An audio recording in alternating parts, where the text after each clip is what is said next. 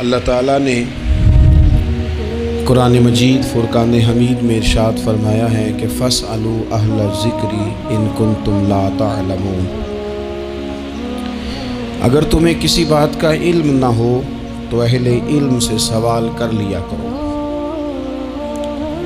اہل ذکر سے پوچھ لیا کرو۔ سوال کرنا بڑا اچھا عمل ہے، لیکن سوال صرف ضرورت کے وقت اس سوال کو پوچھا جائے جس سے جہالت ختم ہو، انسان کے علم میں اضافہ ہو، اپنے شعور کو بلند کر کے مسئلے کو سیکھ کر پھر بندہ اس پر عمل کرنا شروع کر دے۔ نبی پاک صلی اللہ تعالیٰ علیہ وسلم کے صحابہ حضور سے سوالات کرتے تھے۔ امت کو اجازت دی گئی ہے کہ وہ اپنے علماء سے، اہل علم سے، ذی شعور لوگوں سے مشاورت کرے، اور جس چیز کا علم نہیں ہے وہ اس شعبے کے ماہر سے جا کر اس کے متعلقہ وہ رائے لے۔ بہت زبردست مفتی بھی ہو، جید قسم کا عالم ہو، کتاب و سنت پر، سیرت پر، تصوف پر اس کی پوری دسترس بھی ہو، تو پھر بھی اسے حکم ہے کہ اگر وہ بیمار ہے تو وہ ڈاکٹر سے رجوع کرے، اس سے وہ سوال پوچھے، اپنی تسلی کرے اور اپنے حفظان صحت کے اصولوں کے مطابق وقت گزارے، لیکن وہ ضرورت کا، بے تکا نہیں، غلط نہیں، بحث کے لیے نہیں۔ نبی پاک صلی اللہ تعالیٰ علیہ وسلم نے اس کی حوصلہ افزائی ان الفاظ کے ساتھ فرمائی ہے جو ابو داؤد شریف میں موجود ہیں۔ حضور علیہ الصلوۃ والسلام نے فرمایا کہ جہالت سے نجات حاصل کرنے کا ذریعہ سوال ہے۔ سوال پوچھو تاکہ تمہاری جہالت دور ہو جائے، لیکن اس کے کچھ قاعدے، کچھ ضابطے، کچھ اصول ہیں۔ ہمارے ہاں کچھ عرصے سے یہ رجحان ہوا ہے کہ ابحاث، کثرت سوالات، ایسی باتیں جن کا اس انسان سے جو سوال پوچھ رہا ہے دور دور تک کوئی تعلق ہی نہیں بنتا، بے معنی اور بے مقصد اور بے محل گفتگو، بے موقع باتیں، یہ رجحان پکڑتی جا رہی ہیں سوسائٹی کے اندر۔ ہر شخص کو تجزیہ نگار بنا دیا گیا ہے، ہر شخص کو عالم بنا دیا گیا ہے، ہر شخص کو ڈاکٹر ڈکلیئر کر دیا گیا ہے، ہر بندہ اپنی مرضی کی رائے دے رہا ہے۔ اس کا نقصان یہ ہوا ہے کہ ملک تیزی سے غیر مستحکم ہوتا چلا جا رہا، بگڑتے، بکھرتے، ٹوٹتے خیالات۔ بہت زیادہ جب باتیں ہونے لگ جاتی ہیں، بہت زیادہ جب بحثیں ہونے لگ جاتی ہیں تو وہ نفرتوں کو جنم دیتی ہیں، وہ اذیت کا باعث بنتی ہیں۔ قرآن مجید فرقان حمید آپ دیکھیے تو سورہ بقرہ میں سے جو آیہ کریمہ میں نے آج تلاوت کی ہے خطبے میں، اس میں اللہ تعالیٰ نے فرمایا ام تریدون ان تسألوا رسولکم کما سئل موسیٰ من قبل، کیا تم میرے نبی پاک علیہ السلام سے بھی اسی طرح ہی سوال کرنا چاہتے ہو جس طرح حضرت موسیٰ کی قوم نے ان سے کیے تھے؟ جس طرح پہلے حضرت موسیٰ علیہ السلام سے سوال کیا گیا تھا، تم بھی میرے رسول سے اسی طرح سوال کرنے کا ارادہ رکھتے؟ کبھی بنی اسرائیل والوں نے کہا کہ ہمیں پتھر سے پانی نکال کے دیا جائے، کبھی کہا کہ ہمیں کھانا من و سلوہ دیا جائے، کبھی کہا کہ ہم اس وقت مانیں گے جب رب کو اعلانیہ دیکھ لیں۔ کیا تم میرے رسول سے بھی اسی طرح ہی سوال جواب کرنا چاہتے ہو؟ ضرورت کے لیے سوال ضرور کریں، یہ پہلا ہی سپارہ ہے۔ حضرت موسیٰ علیہ السلام کا زمانہ مبارکہ ہے، ایک شخص نے اپنے کزن کو، اپنے چچا کے بیٹے کو، چچا زاد کو قتل کر دیا، اور خود ہی اس کا مدعی بن کے حضرت موسیٰ کے پاس آیا کہ بتائیے جناب میرے اس بھائی کو کس نے قتل کیا ہے؟ حضرت موسیٰ نے ایک سادی سی بات کی، کیا فرمایا؟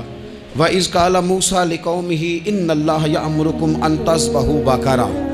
حضرت موسیٰ علیہ السلام نے اپنی قوم سے کہا کہ اللہ تمہیں حکم دیتا ہے کہ ایک گائے ذبح کرو، گائے کا کچھ حصہ مقتول کو مارو، وہ خود اٹھ کے بتا دے گا مجھے کس نے قتل کیا ہے۔ یہ پہلا سپارہ ہے قرآن مجید کا، آپ اس کو دیکھ لیں، یہ آیت نمبر 67 سے شروع ہو رہا ہے۔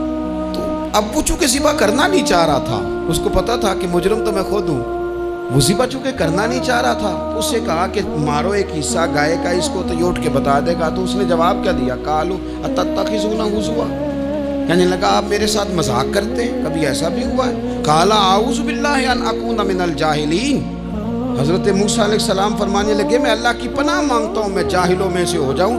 ہر وقت مذاق کرتے رہنا یہ تو جاہلوں کا طریقہ ہے. کن کا ہے؟ حضرت موسیٰ نے کہا ہے، قرآن پاک ہے. ہر وقت مذاق کرتے رہنا. خوش طبعی اور چیز ہے، مسکراتے رہنا، لیکن کسی کا مذاق ہر وقت اڑاتے رہنا کن کا طریقہ ہے؟ جاہلوں کا. جب کہا نہیں ذبح کرنی ہے تو اب ذرا دیکھیے کرنا نہیں نہ چاہ رہے. قالوا ادع لنا ربک یبین لنا ما ہی. کہنے لگے اے موسیٰ پھر آپ نہ رب سے دعا کریں کہ وہ ذرا کھول کے بتائے وہ گائے کس طرح کی ہو. ارادہ نہیں نہ ذبح کرنے کا، آپ دعا کریں. قال انہ یقول انہا بقرۃ لا فارض ولا بکر. فرمایا کہ رب کہتا ہے وہ گائے نہ بوڑھی ہو نہ زیادہ بچیا ہو، عوان بین ذالک، ان کے درمیان ہو، یعنی جوان گائے ہو. فافعلوا ما تؤمرون، کرو جس کا تمہیں حکم دیا جا رہا ہے. قالوا ادع لنا ربک یبین لنا ما لونھا. لو اگلی بات سن لو. کہنے لگے آپ دعا کریں رب سے کہ وہ کھول کے بتائے اس کا رنگ کس طرح کا ہو، رنگ بتائیں کس طرح کا ہو. قال انہ یقول انہا بقرۃ صفراء.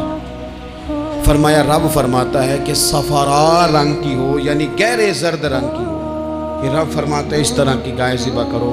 فاقع لونھا تسر الناظرین، اور جب کوئی اسے دیکھے تو اسے اچھا بھی لگے، آنکھوں کو اچھی لگے وہ گائے، اس طرح کی گائیں ذبح کرو. لو اتنی باتیں بتا دی. قالوا ادع لنا ربک یبین لنا ما ہی. کہنے لگے نہیں آپ پھر دعا کریں اللہ ذرا کھول کے بتائے گائیں کس طرح کی ہو. ان البقرہ تشابہ علینا، ہمیں ذرا گائیں پر شبہ پڑ گیا ہے کس طرح کی ذبح کرنی چاہیے. وَإِنَّا انشاءاللہ لمہتدون، اگر اللہ نے چاہا تو ضرور ہم ہدایت پا جائیں گے. پھر اللہ تعالیٰ نے فرمایا کہ قال انہ یقول انہا بقرۃ لا ذلول تثیر الارض، گائیں اس طرح کی ہو کہ وہ کبھی کھیتی میں نہ چلائی گئی ہو، یعنی اس کو کبھی کام نہ اس سے لیا گیا ہو. بیل کو لوگ لگاتے تھے نا، جو کام آج ٹریکٹر سے لیا جاتا ہے وہ گائے بیل سے لیا جاتا تھا. تو وہ کھیتی باڑی کے کام نہ اس کو لگایا گیا ہو. ولا تسقی الحرث، اور نہ اس سے پانی نکالا گیا ہو، نہ کھیت چلانے ہل چلانے میں لگائی گئی ہو. اور وہ جو کنواں ہوتا تھا جس کے گرد گائیں گھومتی تھی، تو کہا وہ بھی کام اس نے نہ کیا ہو گائے نے. مسلمۃ لا شیۃ فیہا، وہ ہر عیب سے پاک ہونی چاہیے. قالوا الآن جئت بالحق، اب کہنے لگے اب آپ صحیح بات لے کے آئیں، اب سوال ختم ہو گئے نا. کہنے لگے اب آپ بات فذبحوہا، انہوں نے ذبح کر دی. وما کادوا یفعلون، پر ایسا کرتے نظر آتے، لگتا نہیں تھا کریں گے ذبح پر ذبح. اچھا یہ گائیں پھر ملی کیسے؟ امام خازن کہتے ہیں کہ ایک نیک آدمی تھا، تو اس کا آخری وقت آ گیا، تو اس کے پاس جو کل جمع پونجی تھی وہ ایک بچیا تھی، گائیں کی بچیا ویڑی، اس کے پاس وہ ایک بچیا تھی صرف. تو اس نے اس طرح کیا کہ اس کی گردن پر ایک مہر لگائی، اللہ کے نام پر بطور امانت اس نے اس کو جنگل میں چھوڑا. کہا یا اللہ میرا بیٹا ایک ہی ہے، وہ بھی چھوٹا ہے، اس کی حفاظت کرنا اور میرے بیٹے کو پہنچا دینا. بچہ بالغ ہو گیا. اس کی ماں نے کہا بیٹا جو امانتیں رب کے پاس رکھوائی جائیں نا ان میں خیانتیں نہیں ہوا کرتی، جا کے جنگل میں آواز دے تیری گائے واپس آ جائے گی. اس نے جا کے جنگل میں آواز دی کہ وہ جو میرے باپ نے امانت رکھوائی تھی وہ کدھر ہے. وہ نشان لگی ہوئی گائیں دوڑتی ہوئی اس کے پاس آئی. واللہ خیر الرازقین، جب رب بندوبست کرے، جب اللہ بندوبست کرے تو پھر معاملہ اور ہوتا ہے. وہ گائے آ گئی.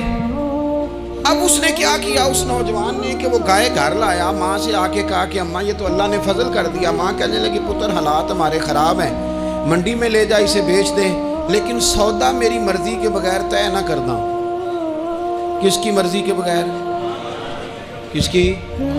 اماں کی مرضی. اور سنو یار، تھے کچھ لوگ جن کو لوگوں نے تانے بھی دیے کہ تم ماں کے پیچھے لگ گیا ہے، لوگوں نے بڑا کچھ کہا، پر جو ماں کی مرضی پہ لگیں ناکام نہیں ہوتے زندگی میں. یہ دیکھو ماں کی مرضی پہ لگا. اس کی قیمت کتنی تھی گائے کی؟ بڑی مہنگی تھی، پر 3 دینار کی تھی. منڈی میں لے گیا، 3 دینار اس کی قیمت لگ گئی. تو ماں نے کہا تھا میری مرضی کے بغیر سودا نہ کرنا. اب بچے تو نہیں نا مانتے، اماں کو کیا پتا باہر بزنس کیا ہے، لین دین کیا ہے، پر ماں نے کہا تھا میری مرضی، بندہ دے رہا ہے اسے 3 دینار، اس نے کہا جی میں نے طے تب کرنا ہے، ڈن تب کرنا ہے، پہلے اماں سے پوچھنا ہے۔ گھر جا کے اماں سے پوچھا، اماں کہنے لگی دے دے۔ واپس آیا تو اس نے کہا کہ میں 6 دینار دیتا ہوں پر میری شرط ہے، ماں سے نہیں پوچھنا۔ اس نے کہا تو 12 بھی دے، ڈن تب بھی ہونا ہے۔